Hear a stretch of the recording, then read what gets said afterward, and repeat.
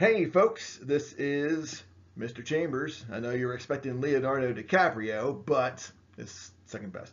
All right, so here is our video on G-Dubs, Washington, our first president, his presidency, and what he did for America. Sorry about the double image there for the video there, but I tried doing something back in November, and now it's not coming up, and I don't know. So enjoy. Washington, he's not really a true politician, all right? He's not your typical politician, at least. And he's just really a great leader, and everybody loves Washington. In fact, I love Washington. Anyway, so there's a picture of him on the one side of your screen.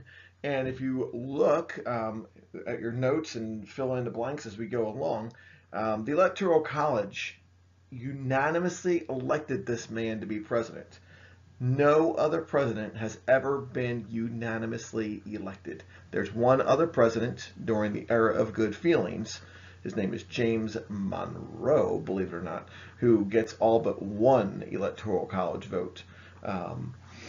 And so we have George Washington, only president ever unanimously elected by the electoral college. And it's a neat honor, to say the least. He does set the precedent for the presidency.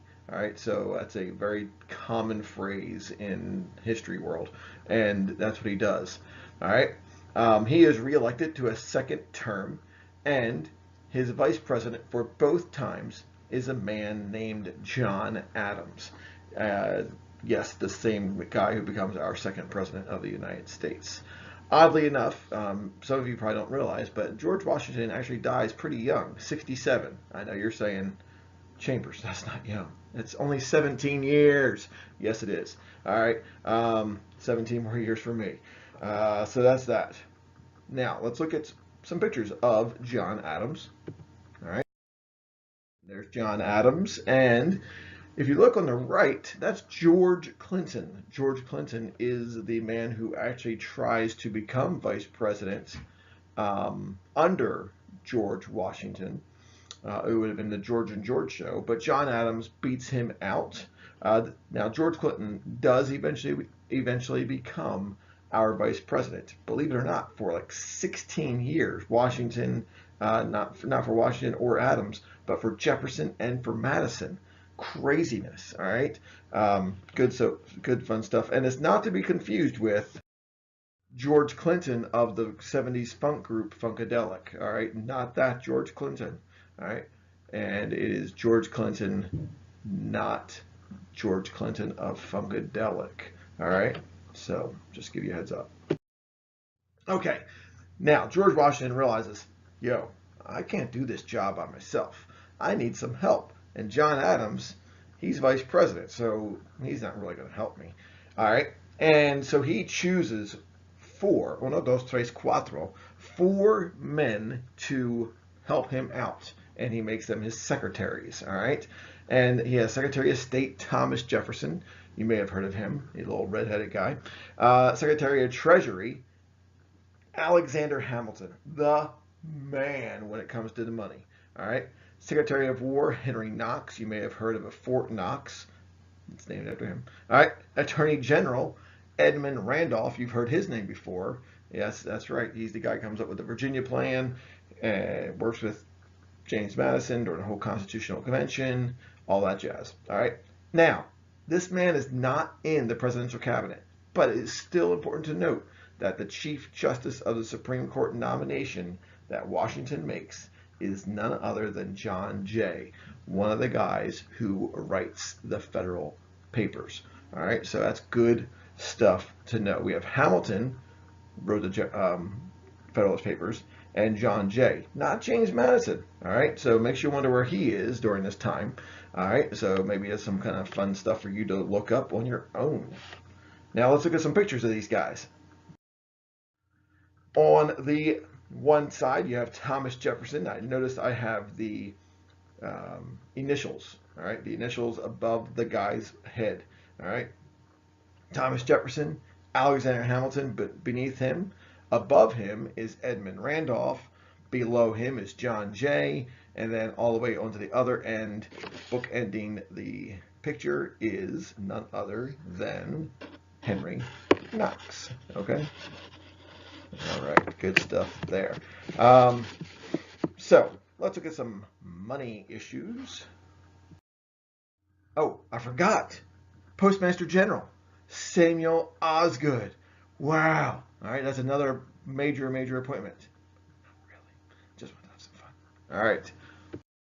All right, so some good fun stuff to know about G-Dubs' first term in office. 1789, Congress passes something called the Judiciary Act of 1789, and he signs it into law. All right, it establishes the federal court system. Now, I know you're going, who really cares, Chambers? Well, this comes back in history. A little thing called Marbury versus Madison, 1803. This is the law that Marbury versus Madison overturns. All right, so key fact there. Then we have the Naturalization Act of 1790.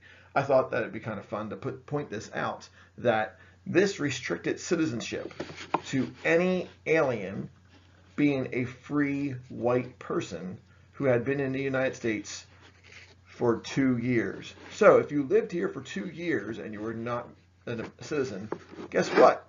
You became a citizen. Yep, that's exactly it. It does not mean, does not apply to servants, slaves, and of course, women. Sorry, ladies. All right. The Bill of Rights is passed during this time, as is in his first term, 1791, and we also get 4 more states in the Union: North Carolina, Rhode Island, Vermont, and Kentucky. Then Tennessee is in the second term, in Washington's second term. So good fun stuff to know. Now, money. All right, so citizenship and money. Hamilton. Hamilton is the man when it comes to money in American history. All right, he is the Secretary of Treasury. All right, and he had to fix the economic struggles of our young nation. All right, he favors the wealthy. All right, that's his main thing, and they are called creditors. They are the ones who could give monetary support, prosperity, and things like that. And he thought that it would, the rich would, the money of the rich would trickle down. It's called the trickle down theory, to the masses. All right, and that's exactly what other presidents have been trying to do. In fact, right now, with within the last year, with the tax cut, that was the whole plan, for the wealthy to get a tax cut, and it would trickle down to the masses.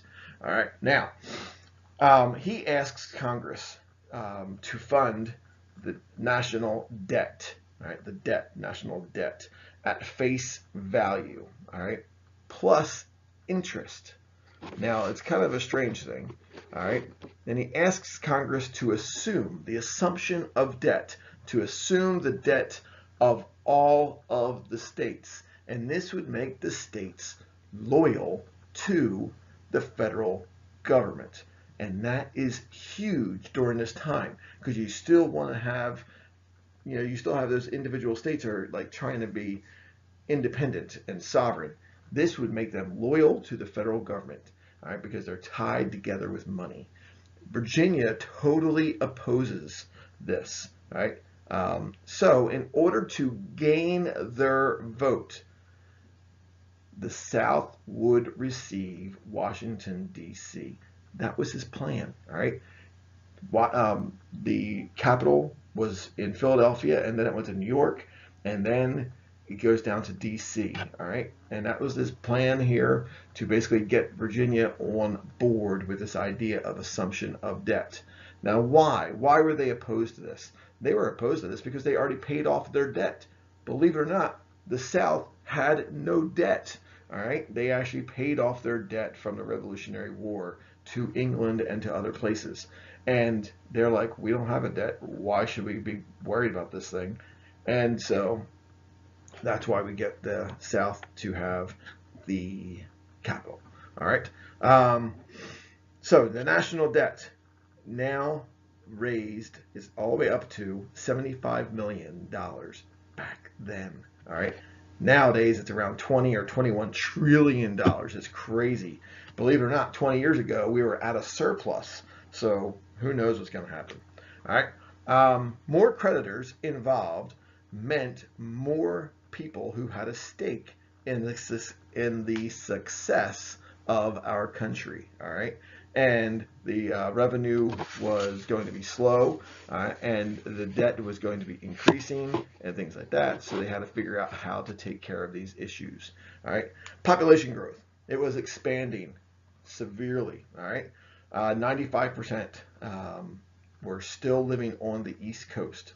But new states were joined in the Union, as I said earlier, Tennessee and Kentucky.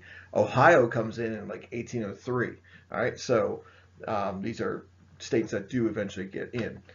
People consider the federal government to be a necessary evil. All right, and America's success causes foreign countries, foreign governments to start fearing their own uprisings. All right, and there's little things that are going on all over the country. All right, now credit and banking. So how to get some credit? Our situation is there are tariffs. All right, we have tariffs, and we're going to be singing a wonderful song called Tariffs. Tariff revenues and foreign trade. And 8% of all imports were being taxed. And that's a lot of tax going on in America. All right. So basically, our foreign trade is increasing drastically. And we need to figure out how to take care of this. And this is tariffs. A tariff is a tax placed on imported things. All right. So just get that into your head. All right. So banking. Another thing that he does, Alexander Hamilton, he takes care of banking. He provides a system of currency for America. Jefferson is totally opposed to this. Again, he's from Virginia, and he's really not feeling the whole industrial way of doing things that Hamilton has a vision of. And Jefferson has a thought of we need to be more agrarian, more farming based. All right. So Jefferson opposed to it, said it was a state issue. Money was a total state issue. Jefferson and Hamilton start developing like two parties based on money. All right, and Jefferson said whatever is in the Constitution, all right, whatever the Constitution does not state, it forbids. Where Hamilton says whatever is in the Constitution, what the Constitution does not state, it then allows. Sorry, I know it's very confusing. All right, so what the Constitution does not say, you can't do it, Jefferson. Hamilton, what the Constitution does not say, you can do. All right, the North approves this way of thinking, the South doesn't, and so a division between the North and the South begins. Now, one thing he does is the whiskey tax. All right, the whiskey tax. It is a major tax on whiskey, believe it or not, 7 cents on the gallon. And again, what is an excise tax? It's basically an in-country tax on the sale, manufacturing, or the consumption of a specific good. In this case, whiskey. All right. The farmers and the distillers see this tax on a necessity because they use it as a currency. All right. They actually tar and feather revenue officers, tax collectors, and things like that, and they do rebel against them. Washington sends 13,000 troops out to Pennsylvania to stop them, and it works. Only 3 people were killed, and he's about to, deal with this major matter. He actually pardons the individuals who are involved in this. All right, and note that we'll probably be singing "Whiskey in a Jar." All right. So as I said, political parties were happening. All right. Hamilton and Jefferson were the fathers of our political parties. Hamilton believes if it isn't in the Constitution, then it must be okay to do. And he decides to create something called the Bank of the United States. From here on out, it is called the bus. All right. Jefferson. Jefferson is totally opposed to this idea of a federal bank, all right, as he thought it should be left up to the states. All right, he believed that if it's not in the Constitution, then you should not be allowed to do it. All right, this division sets up our first two political parties. Hamilton becomes what we now call a loose constructionist. All right, that the Constitution is constructed loosely, whereas Jefferson is a strict constructionist. All right, Jefferson, the Constitution is tied together, very, very tightly, and you can't loosen it. All right. Republicans today actually follow Hamilton in the money world, yet they consider themselves to be strict constructionists. Totally flip-flopped in those two situations. Democrats, they are claiming to be from Jefferson, yet they see themselves as loose constructionists like Hamilton. So both parties kind of like intertwined and mixed up, and they have no clue what they are right now. In the 1790s, the Federalists follow Hamilton, and the Democrat Republicans follow Jefferson. All right, they're the two parties that evolve from this. And Washington is like furious. He's like, there should be no political parties whatsoever. All right, one of the events that does occur during Washington's first term is the French Revolution. All right, the French Revolution. The French people are trying to impose constitutional ideas on King Louis. All right, and I believe it's the 16th. All right, he refuses, and off with his head. All right, 1793. Jeffersonians, they agree with the French people, but they don't like their methods. They're like, yeah, it's a little harsh, it's a little bloody. All right, America owes their freedom to the French government because the French government helped them beat the British during the Revolution. Washington's like, I don't know what to do. The French people, they like us. We owe our gratitude towards the French government.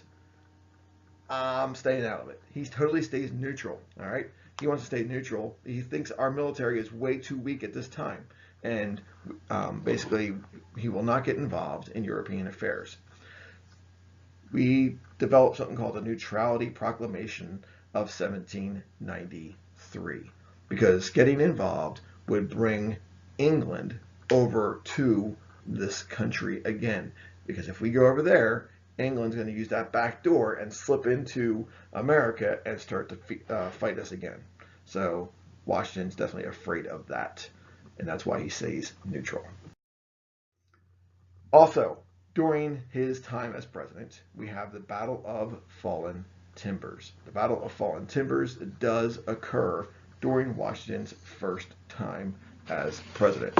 Basically, even though there's problems over in France, we don't go over there. The British actually do come over to Canada and America anyway. They're trying to draw America into war. So what do? They give the Native Americans guns to attack Americans on the Western Front, Ohio, Kentucky, and all that jazz. All right, and Washington sends out General Mad Anthony Wayne to defeat the natives in 1794.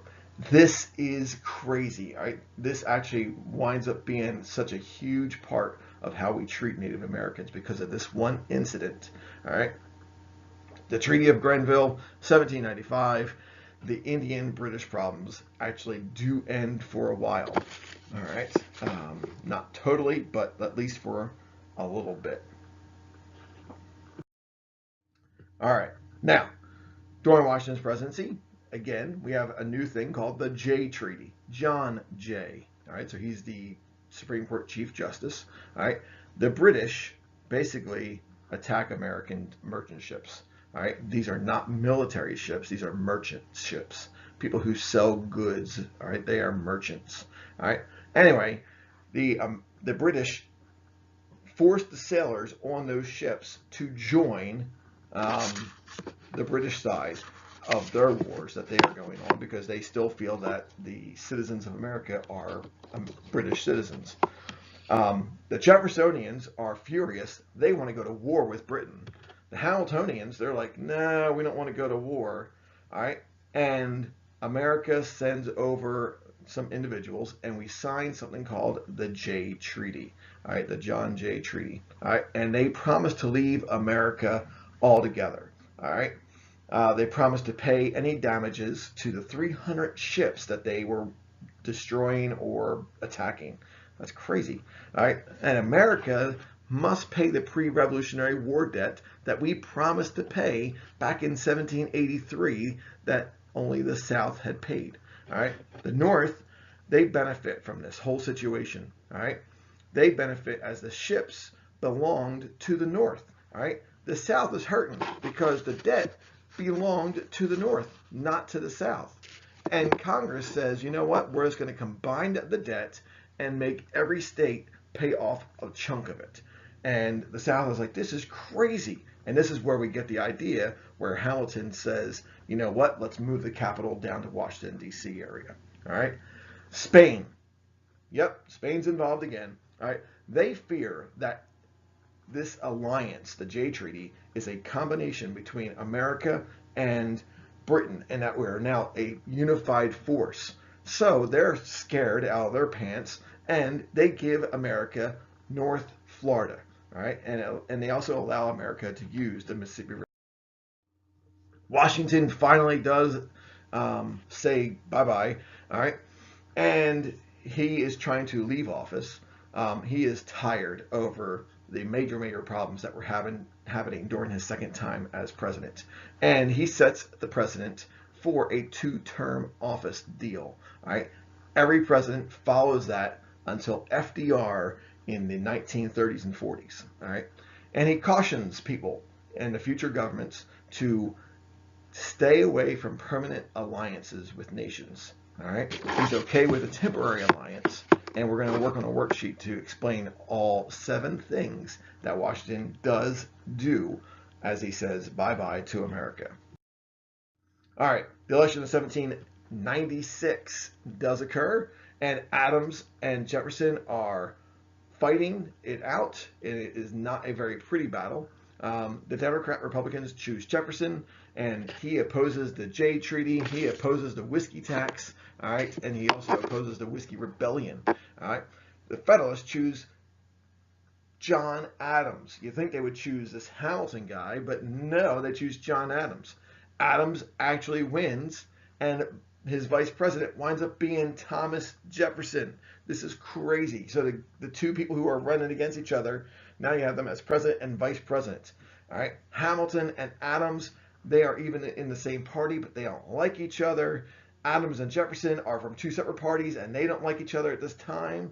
All right, Adams, he is causing lots of problems with the French. All right, he almost gets into a quasi-war there with the French. It's nuts. All right, we'll talk about that. And Adams has the biggest shoes to fill in American history.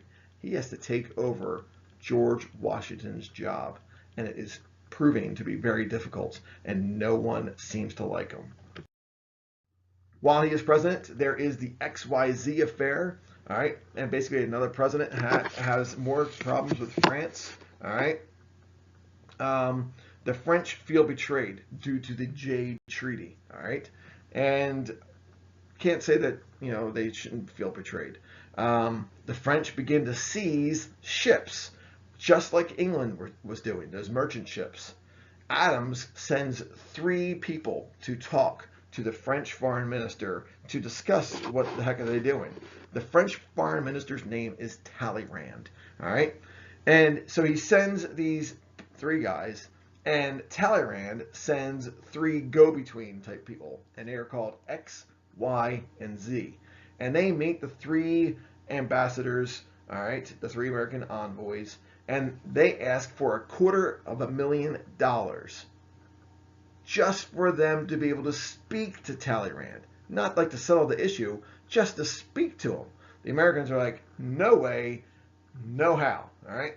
The word gets back to Americans, and we come up with a slogan. It says, millions for defense, not 1 cent for tribute. Basically meaning we will fight, we will go to war, we will spend millions of dollars on our military. We're not going to spend 1 cent on a bribe to talk to this guy. All right. War seems completely imminent. It's going to happen. Adams creates the Marine Corps out of the situation. And Talleyrand, he realizes, oh crap, we're going to have a war. He sends an envoy and basically try to solve the problems. All right. A convention is held and the two countries sign a little treaty type of thing, which negates the Treaty of Alliance back in 1778, I think it was. All right. Adams, he avoids the war totally and lays the groundwork for one of the biggest purchases of American history, the Louisiana Purchase, which Thomas Jefferson, his enemy, gets complete credit for. Finally, we have the Alien and Sedition Acts occurring, which is strange. All right, so foreigners are coming to America. All right, lots of foreigners coming to America. After 2 years, they become citizens. All right, and almost all of them start to vote Democrat Republican, not for the Federalists like John Adams. The Federalist Congress tries to prevent the growth of the Democrat Republican Party. So they raise the number of years an immigrant needs to be in residence before applying for citizenship. It went from 2 to 5, and then from 5 to 14. All right, and they deport dangerous foreigners during peacetime. All right, they imprison them during wartime. Does this sound familiar at all? Are we doing very similar things? It makes you wonder. All right, and basically, the President of the United States says, you cannot speak bad about me, or otherwise you're going to face a heavy fine. You're going to go to prison. This is going to be great for me, bad for you. All right. Adams approves of this because he wants to be reelected, and he sees that the Federalist Congress is backing him up. Jefferson and he go back at it in 1800, and Jefferson beats Adams and becomes president number 3 in 1800. But before the election actually happens, there's one little piece of situation here. We split Virginia and Kentucky. All right, Virginia and Kentucky were once one state, and we split them, and we come up with a new resolution. It's called the Virginia and Kentucky Resolution. Madison and Jefferson are fearing that freedom of speech is about to be taken away because of the whole presidential thing. You can't speak bad about the president type of thing. All right, and the whole Alien and Sedition Act, so the sedition part of that. All right, they write a resolution. All right, a resolution is a statement in a state constitution, and it states that the federal government received power from these state governments. All right, that's called the 10th Amendment. All right, therefore, states should be allowed to consider federal laws that they don't agree with to be null and void. This is called nullification. All right, so it's the nullification process. All right, some say that no, it should be up to the Supreme Courts, not to the states, to decide this issue. And once again, we have another wedge between the North and the South. So now we have one more piece of the puzzle. All right, why the North and the South don't get along. All right, I know that's a long thing, 29 minutes. I really do apologize. Hang in there. It's going to get okay. Bye.